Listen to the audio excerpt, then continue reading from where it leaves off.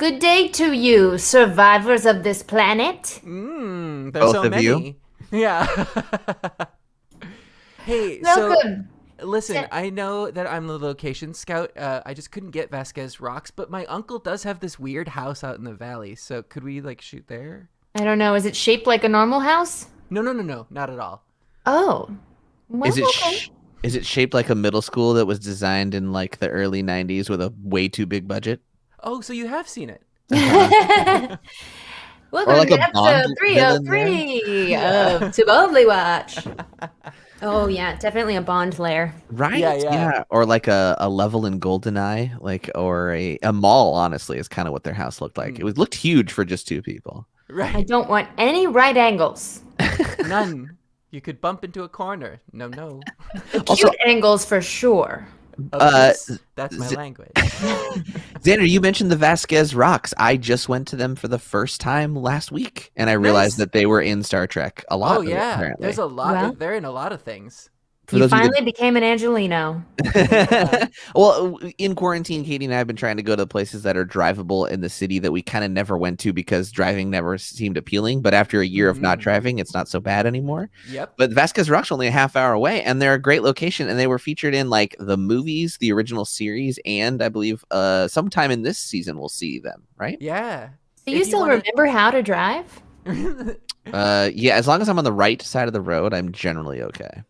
Fun fact, I'm a part of a nerd parody band, and we shot one of our music videos out in Vasquez Did Rocks you? in full Star Trek uniform, and we told them that we were shooting engagement photos so we didn't get shut down. Ah, that's a great answer. Do you have is that online that I can share with Yes. the listeners? It's Now You Have the Bridge, Spock, to hit me with your best shot. Now All right, have the I will bridge, link that in the Spock, description. Kirk is away. We shot the away mission at Vasquez Rocks. Very nice. Mm-hmm. Well, let's actually talk about this episode since we were talking about rocks. Oh, that sounded like a Library Bard video. What? watching it right Do now. we have the rights? We'll invoice you. It's fine. Yeah. So we this is for video content, I guess, but we used pieces from like a Star Trek museum that were replicas in the Wow. studio. This looks great. I mean, is it looks amazing. obvious, but great. That's amazing. Thanks. It was a fun day, a couple of days of shooting. Xander, those eyebrows, Okay. so good. Mm. I know what And I I'm had- listening to on repeat the rest of the day. Well, what we watched today, though, was The Survivor. The Survivors. We watched The Survivors, episode 303 of The Next Generation. The Enterprise investigates two survivors living on the only undamaged patch of land in an otherwise devastated planet. What? That doesn't make sense. Fun meta fact about this, they actually watched this and created a reality show with Jeff Probst just a couple of years later, loosely based on this. I had to think about. I didn't know the reference. It's Survivor. It's Survivor. I get Survivor, it. yeah. No, I get it. I liked it. nothing like these Thanks. two living here. But if that were true, that the survivors on that show were just images of Jess Probst's imagination, and that would be an even better show, I think, actually. It would be great. If we learned that he engineered this all in his brain. Yeah. So I would call this a Troi episode. And let me tell ya, when you are the only member of a certain department, say counseling, it seems that you can just change your uniform color at a whim. And this week is aquamarine Troi, which I am here for. This is the first time Great we color. we see this more, don't we? Yeah, I do want to comment on this because Yeah. it does come up later. It's not specifically the counselor, but it's Deanna Troi who is afforded sort of this luxury of like expressing herself through her clothing. Not afforded, but Picard looks the other way. But as soon as someone of higher rank comes aboard, they're like, "Why aren't you in uniform?" And she's just like, "This is how it's always been." Oh, I didn't know that. So the purple was her choice too, because you would think that counseling might fall under sciences. It does. So if she were in her actual Starfleet uniform, she would have the same blue as like a Crusher. Does this rule ever get broken in other divisions of Star Trek or of the of Starfleet. Sorry. It's whoever needs to have a weird skimpy costume for That's what I'm saying. It's ratings. like, is there going to be an engineer down there with just a vest on? Like, Yeah. nothing underneath? I mean, to be But it's like fair, low. with the bod she's got, it is only fair to Marina Sirtis to Yeah. show it off. But It if is there's a great hot-bodied, outfit. if there's a hot-bodied engineer who has to work under those hot warp coils all day, slaving Mhm. away, and he just has suspenders that cover, just here. O'Brien. Only. But they're, O'Brien, this would be perfect. O'Brien needs to wear nip covering overalls. I'm fine with that. Oh goodness, what did I do? So we find out there's just one house left on this planet that we were sent to investigate that was obliterated, where we expected to find a whole civilization, but there's nothing left. Mhm. And we close our teaser with Picard telling Riker to see who's home. Mhm. On a away mission, I'm in, Captain. Don't need to tell Yeah. me twice. They have a big away team. It's Riker, Crusher, Worf, and Geordi, right? It's whoever they could Just get to Worf? show up on set that day. Yeah. Drive to a location. Who wants to go to my uncle's house? Yeah. Well, Uh, like, despite how many people they have, Riker immediately falls into one of the most basic traps ever, which is like, what do you even call that? Like, just The old rope in the grass. Yeah. Yeah. I don't know what what do you call that? I should know. Like, It's as called a a dungeon Bugs person. Bunny. it's a booby trap, I guess. Like, it's Yeah. a tripwire. No, it's not a tripwire because a Yeah. tripwire is a line across. I don't know, what is it? Slipknot? A foot noose, Foot noose. slip knot, corn, System of a Down. I don't know. It's All of upside these down are in a correct. tree. Foot noose trap. What is a foot noose trap? Oh, a Fremont foot snare. Oh, Ooh. okay. Is that what they're called? Foot snare. Now A it foot is. snare. That's what they're called. Well, they're sussing out that there's two people in the building. There's maybe a phaser near one of them, even though it doesn't work. Then they decide to knock on the front door when he gets trapped, and we meet Kevin Kevin. and Rashawn Uxbridge, who was totally the social worker in Mrs. Doubtfire. I would Yes. recognize that voice anywhere. Absolutely. Yeah. She was in a lot of stuff in the 90s, as a matter of fact. Wonderful actor. What a contrast of names, right? Rashawn and Kevin. Kevin. Especially what we learned Kevin One to of be these later. people the name is he chose. alien. Yeah. Based I'm on name alone, hard to tell. Kevin. Well, Kevin sounds like a Rashawn, human name. Data knows all the data on them, which is that Rashawn was a Tao classical musician, and Kevin was a botanist. Yeah, They're octogenarians. Mhm. yes. And can they come in for tea? Yeah, Data has like their trading cards, and he's like, "Oh, I memorized all of them. You're in my binder. Here you are." So, so they play like they're not just octogenarians. Like, let's see, they play like 80-year-olds, right? Like, That's do you what know I'm how old? understanding. Do you know how? Quote you on that forever and ever? No, I'm saying they're not just that. Do you know how old Anne Hanny is in this? She's 82. playing- Yeah. Do you know how old she actually is? The No. actress or Yeah. the character? At the time of filming, how old the actress is? How old would you guess? I should say. Whatever Data 300. tells me. Okay, great guys. She's only 55, No. Wow. and then John Anderson is only 67. Wow. I mean, I would say 70, but what? Well, no, but that's the thing is like, first off, I think old age is hard to kind of discern on TV, Mhm. especially in the 90s, but also like this is the 24th century. So Yeah. like there's presuming that Healthcare people, is yes, top-notch. they actually have a younger body at that age. Oh, that's fun. Okay, that's what they told the actors so they didn't get Yeah. pissed off.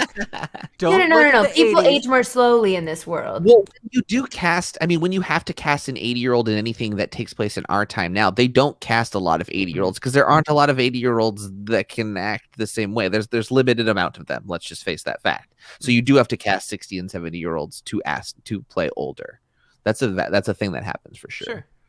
But they were great. He actually, what's his name? John Anderson. His face is so featured, right? It's so Yeah. sculpted.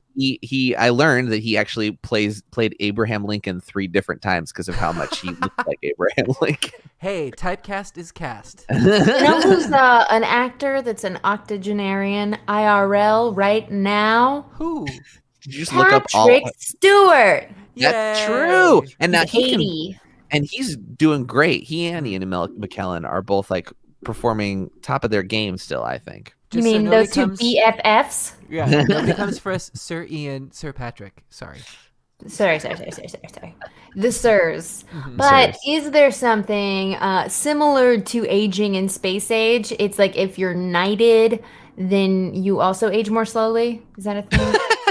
Maybe. Presumably, yeah. Yeah. Presumably. I've never Knighthood been gives you a knighted, little so bit of I'll pep let in you your know. step. Yeah. Well, I mean, Memory Alpha makes this point too about the old character's age. Is that when we see Admiral McCoy in that first episode, he's like 130 or Yeah. something like that. So Right. there is some age changes in those days. And I'm So Telling me that like high schools aren't played by high schoolers? What? so what happens? Like Troy just starts hearing the music all of a sudden while down visiting there, right? Okay, so Troi, there's a music box inside the house that plays this little waltz, and Troi starts going insane on the ship because she can't get it out of her head, and she's never heard this song before. It just keeps playing over and over until she's just driven insane, leading to some stellar acting from Marina Sirtis. Really, she's given Brent Spiner a real run for Best Actor in the series. Whoa, okay. Yeah, I would say they're uncomparable. These two. I will not rank them, even though I've said Brent Spiner is my favorite actor in the series. You know what? It's tied now. It's tied. I think she No did need for ranking. She did a great job with this. It was definitely an intense turn from the first beat of her being disturbed and annoyed by it to like screaming in agony to make it stop. That was very intense. Oh, actually, there was an in between where she was really rattled by it, and then Picard came in to check on her. Too, He's like, oh, we've all had earworms before. Have you heard the Subway song? It gets stuck in my head all the time. Well, that's how torture begins, Jake. I mean, it's legit. Water torture? Just one drop. It's fine at first until it bores a hole into your skull. No, I want to lose my mind every Christmas season when Mariah Carey's song comes on for sure. Yeah. Like I get what she's going through. Yeah. Well, and not only that, we had mentioned before that she's the head of the counseling department and that doctors make the worst patients. There are so many instances where I was like, girl, counsel yourself. Talk to somebody. You need to work this out. I was thinking that too. Like they're so good in this show so far about being But- self-disciplined about getting themselves checked out. But she all of a sudden really wants to hide this. Yeah, And, but it's the counselors make bad patients. Picard tells her take whatever necessary supplements you need to get sleep. And it made me wonder if you can replicate any drug. Is this, a real organ up in space? And you can take whatever you want. Is the replicator an endless pharmacy? Is that what you're Yeah, No. are people self-medicating their Self-replicating. pharmaceuticals? So there's a little bit of an answer to that because for instance, the alcohol that it produces is called synthahol. So there's this understanding that you'd have to specifically input to make chemical changes. So like a prescription drug or something like that to be replicated, you would need like permission from the doctor to actually get that. Oh. So it can just make placebos. Yes. The same would go for disappointment like in your a voice is cigarette so or evident something right like now. that. Yeah. Okay, well, just asking questions about replicators, no big deal. I don't know why you have to pull me out, Jake. Replicator, shrooms, please. Yeah. I have my clearance. I got my doctor's note. Yeah, I mean, it could be a fun workplace environment. Just saying. Hey Who needs Google, shrooms give when you me have the Molly. holodeck? Yeah. Yeah, I feel like Worf would admire my gall. Okay, well, let's talk about that real quick because you kind of brushed over the fact that phaser wasn't working, and I loved that Worf moment too, which was like a little bit of a moment of comedy of like he like gets real stern with him about Dare threatening them with an unloaded weapon, and Kevin's like sorry, he's like no, on the contrary. That had some real that took balls. That was great. Yeah. I That brushed took over it because balls. I didn't remember if when they scanned the house at the beginning and they noticed the phaser in the scan, if that they had noticed it wasn't working. But I guess not. Right. I guess Worf just has a He keen did. eye for counting bullets. He mentioned that when he did a tricorder scan or whatever. Oh, And it's the reason non-functioning. that comes up is because of Kevin's reluctance later on to use violence, right? Right. And so he set up a That's scenario a where he whole couldn't. thing, though. It's a- That's Yeah. a whole thing we'll get The to. whole thing, Whole yeah. thing. Well, we So should let's- talk about. Yeah, go ahead. They don't know. They're doing some detective work. Like what? So why is there only one building and a little patch of grass on this whole desolated planet that was eviscerated by something? They say a big bad ship Yeah. came, and they can't figure it out. That's when Troi excuses herself for the first time. Their Their story story is quick that- mental breakdown. Just excuse me. The story is that well. they kind of don't know what happened. It just kind of blotted out the sky and they didn't resist, but they were spared and they don't know, right? That's Denial, kind of denial, denial. Right. And Kevin says he's a pacifist, and Rashawn says she would have fought if she could. And this is a big old clue. Yeah. Bing. Yeah, What- I kind of what- missed it honestly in the first watch of this. Then I went back to see it because I realized they mentioned it in retrospect. So I'm glad you picked that up. While I was going through this time, it came back to me that one of them was something, and I couldn't remember which one though. Kevin. Well, they're both something, you know. Neither of them are what they seem to be. Yeah, that's true. But back in space, there's a big old ship with no identity, 5 times the mass of the Enterprise, with an Look at the armament size to of that thing. terrorize the planet. I think we found the guilty thing. Yeah. And there's a lot I don't understand about the logic of this episode, even after it's all explained. So Yeah. I understand, I think, the Kevin perspective. I don't understand how Picard quite pieced it all together. Yeah. Or like his logic of getting there and not explaining any of it to the crew. Like Yeah. I get from a TV perspective that he's trying to be mysterious and lead us to the dramatic ending, but like you got to tell somebody this stuff, right? And we don't really know. So part of me thought, well, maybe Picard's not saying something because if he says it out loud, then Kevin on the planet or Rashawn, we don't know yet, is react. listening and will Yeah. act differently based on whether or Oh. not people know. Oh, I I didn't even think think of that. It's Maybe that like there was 4D something- chess thing. Yeah, maybe there was something cut out because what eventually Picard mentions is that it seems like someone is clogging up Troy's perception of feeling ability by making her listen to this waltz over and over. Mhm. Yeah. Messed up way of jamming the channels for sure. Right? We have a fight in space, a space chase, if you will. There's a pursuit involved between the big old ship and the Enterprise, and then somehow Picard figures out that this thing like can't damage them, or isn't real, or Well- isn't taking damage from their phasers. So let's go through this step by step. The ship fires at them a really small burst that doesn't really damage them at all. So they're like, okay, we can handle this. And so then the enemy ship flees. They chase it and it mirrors their speed, which is theoretically not impossible, but like They go up bananas, to right? warp 9, which Right. you'd like need permission to go to, and You everything need like permission. that. You need to get do. a slip from the cops. You So do. so this is where I guess Picard decides, wait, they're drawing us away. That's what he surmises. And he's like, then I'm going to go back. I'm gonna do the opposite. Yeah, I'm going to do the opposite. So he goes back and hovers there and then goes and visits them again. And so I guess what he starts piecing together, from what I can tell, is that he realizes that everything that's interacting with him just wants to make him go away. Mm-hmm. And he doesn't see why he should, given that these people here are clearly helpless, right? Right. think So he this goes is- back with a yeah. plan, which is he says, okay, we're not going to bother you in your house anymore. We'll just be hovering around the orbit of the planet until we know you're dead. Goodbye. Yeah. What were you going We to have say, to Xander? protect you. Yeah, well, I mean, this is what we sort of ran into with the last episode, too, of like, okay, we go through the human tactics. Does reverse psychology work? Does this work? Does that work? Like, how do we get these people off this planet? It's the Yeah, ultimate it is question. such a similar problem. Yeah.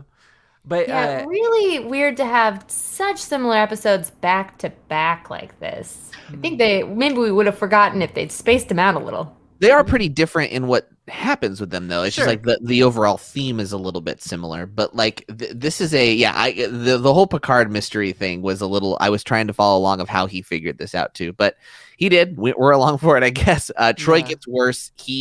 The Enterprise retreats, and then from a fight with this ship again, which reappears after he leaves. Well, then Troi gets worse is a real understatement, considering how much scenery was chewed. Yeah, there's But I'm here for it. Their teeth marks. Yeah, that's a good point.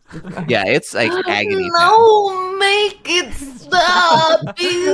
And Crusher's there just giving her moral support and like doing the doctor thing real well. We haven't gotten much from Crusher except for the first episode. You know, it's funny you call this a Troi episode, which I guess I see why you say that, but she's hardly really in it in terms of screen time because it's just her presence is felt because we know she's a lasting memory, you know? Yeah. I do think that they are sort of developing this friendship between Beverly and Deanna that you can see because I feel like in season 1, that would have been Riker in there comforting her. And in season 2, Pulaski wouldn't have really made sense. So it's nice to see that relationship with Crusher. That's a really good point. They were also very lady pals in the bridge in the opening of the episode. I think Crusher's either sitting, I guess there's like a little table next to the 3 chairs of the command area. Yeah. And like it a was fold-out chair. Medical station, yeah. Does she even have a console there? No console. I don't know. Console-less. Medical station is just a chair. It's not even a chair. It's like, oh, you can sit on that. You can sit on these pillows we stacked up next to Troi. Yeah.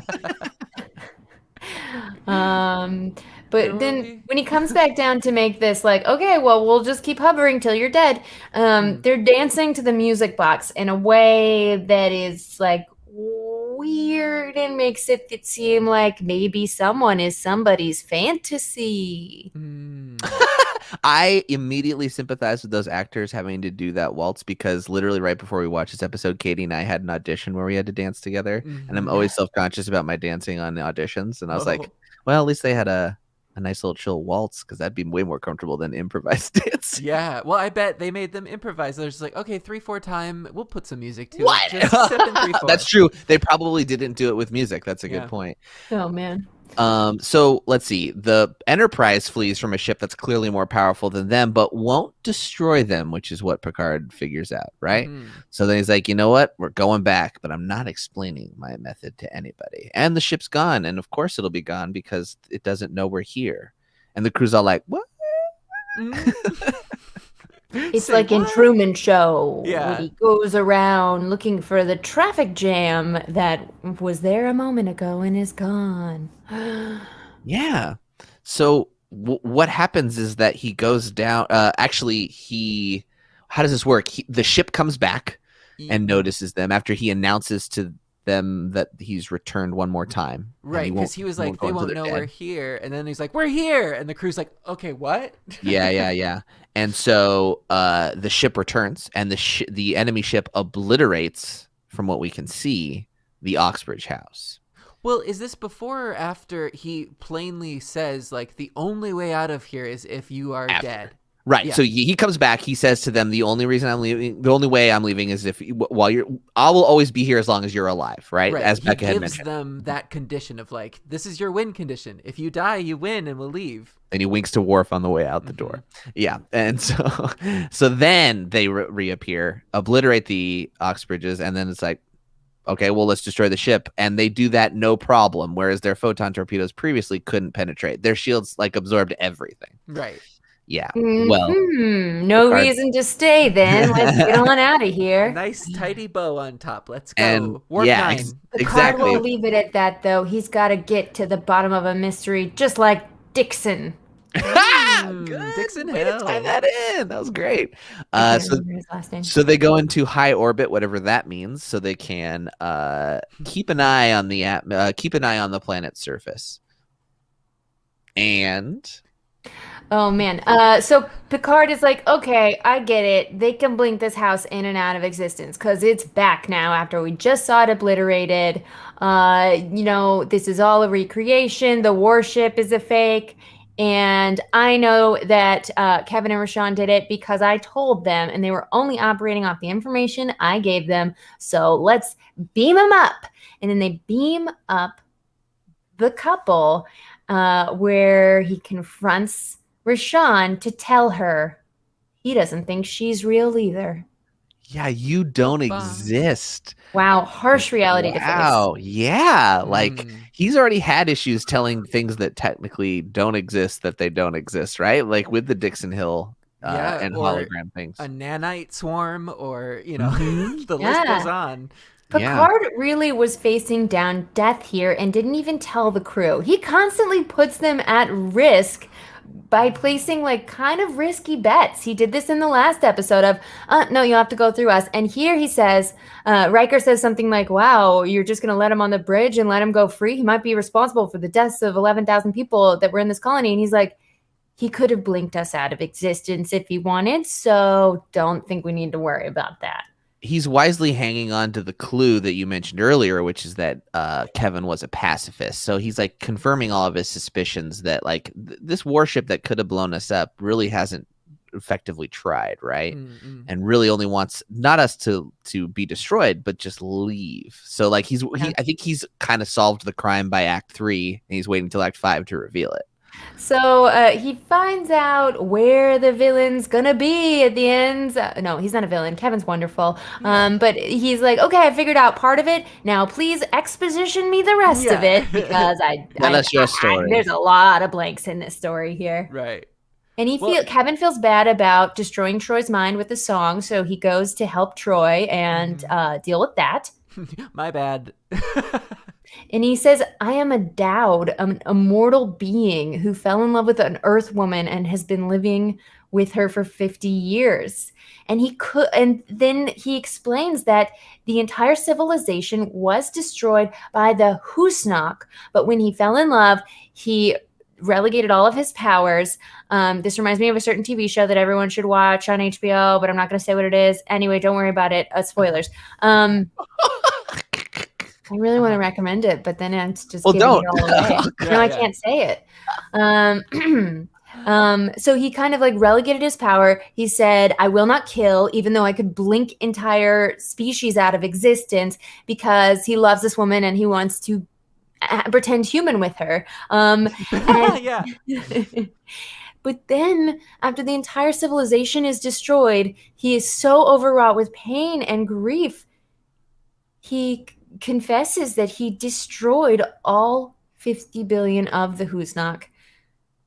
So what do you do with that? What do you do with Crazy. And that? I think Picard's not sure. You brought up a great point, Becca, in that is the captaincy. Picard is always putting the entire ship at risk with families and extended staff and things like that. They're out exploring in dangerous situations, and someone has to make the tough call. Do we negotiate with these people? Do we blow up the planet ourselves? Do we do X, Y, Z?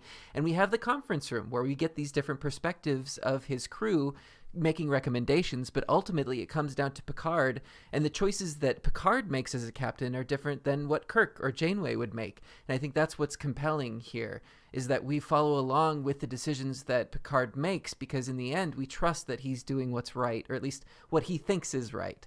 Right. Well, and it's debatable at the end of this, but Yeah. essentially Picard makes a snap decision because he asks himself, how do you punish a god? Is that the why? Is it I- because he didn't feel he had jurisdiction over someone more powerful than him, or that he felt somehow that the action was, I don't know, justified because of what happened to his planet? Well, Or I this- think I that guess he it's a feels that Kevin is punishing himself for all of Yeah. eternity after Yeah. claiming to be a pacifist, caring so much about that he let his love perish, and then has to deal with the consequences of having this like intense revenge that he regrets deeply, or kind of. And he has some great lines, including Picard does, we have no law to fit your crime. You can go back down to your planet. And then we realize he can just blink and make anything happen. So he doesn't really need to be transported down. Yeah, but like this guy's power doesn't excuse him from committing genocide. Like he still did kill a civilization, right? Like they do have a law against that. Yeah. Totally. But if you try and hold him to trial, what's to make him go? You know? Yeah, but it's not because they don't have the law. It's just because they can't enforce it, right? Well, I think it's more of what Becca was saying. He said we don't have the capacity to deal with something on this scale coming from one being. Like, this is meant for mass, trials of civilizations, not just one person or one entity. So I think that there's no easy answer for this, right? That's the conversation that's being had is if you were to punish this being, what is the punishment? Isolation? Well, they're already on a planet, and like, does it take away the thing that they love as punishment? What is that doing? It's creating this festering being. The purpose of like a jail time or something like that would be rehabilitation, to learn the error of your ways, to atone for them and try to make things better. And the whole episode is basically a character assessment of Kevin by not only the away team, but Picard, of like, is this a good person who has learned their lesson and is trying to atone for something that they can't control has happened in the past? Excellent. Well said, I guess. Yeah. I mean, it always makes me wonder about the difference between justice and punishment, because ideally that the punishment is also serving the idea of rehabilitation. Always. That's always should be a goal in terms of a moral sense. But like punishment always feels like our answer to things, because it also makes us feel better about the injustice that occurred, as opposed to like justice in any way it can, trying to right a wrong. It is what is holding you accountable? Is it your morals? Is it an external law? Or is it some combination of the two? Like, this law exists because I would be infringing on someone else's security if I were to break it. You know what I mean? Yeah, I guess most injustices are caused by an injustice an injustice against the person who is committing this new offense. Right. So by just seeking retribution, you're just keeping that cycle of pain. Sometimes I just wonder. Your young acting ensign just is playing ball and runs into the flower bed. This looks like that same location almost. Right? The architecture's really My similar. uncle's house is real cool. I'm telling you. Remember season 1? We used it before. Yeah. I mean, it'll be way different though. It's those naked people. It is a beach house somewhere in Malibu. So when quarantine ends, I'm going to see if we can get it on Airbnb and go stay there some night. We should totally do a photo shoot in their backyard. Guys, that was a intense ending to that episode, but I actually kind of liked that episode. It was a little slow at first, but it got going. This one felt a little more like the talk rather than show. Yeah, I agree. It was but not as bad as some of the offenses in previous seasons. No. For sure. Well, again, we talked about this last episode of our recording, but like, I really feel season 3 has tightened in such a nice way. And like, it also doesn't look so 80s TV as it did in the first 2 seasons. I don't know if the lighting's changed. I mean, I know the lighting has changed, but I don't know if that's what the difference is, or the cameras, but it just looks like a cleaner show all around. And it doesn't feel so like, I don't know, maybe campy is the word. Ever since you mentioned it with the costume thing too, I think about how much their budget has improved and they can hire more people, create more elaborate sets that don't look as, cheesy. They look more professional too. Those uniforms, actually, I take them a little more seriously. Right. Yeah, not for pajamas. sure. Camera quality is improving for sure. Yeah. The lighting on the bridge looks really great too. Especially they've kind of darkened it a little bit while still keeping the very spaceship light there, the very white light that still works. And yet they still have dust on the Enterprise plaque. Gotta wipe that off. Well, next episode we'll be watching Who Watches the Watchers. Wait, what? That has nothing to do with the thing I was not referencing. That's right. Check out Curb Your Enthusiasm on HBO. All right. The Enterprise must undo the damage when a primitive civilization discovers a Federation observation team and concludes that Starfleet personnel are gods. Yeah, I see that. All right, I'm ready to get to it. Yeah, I see that. Oh. God damn it.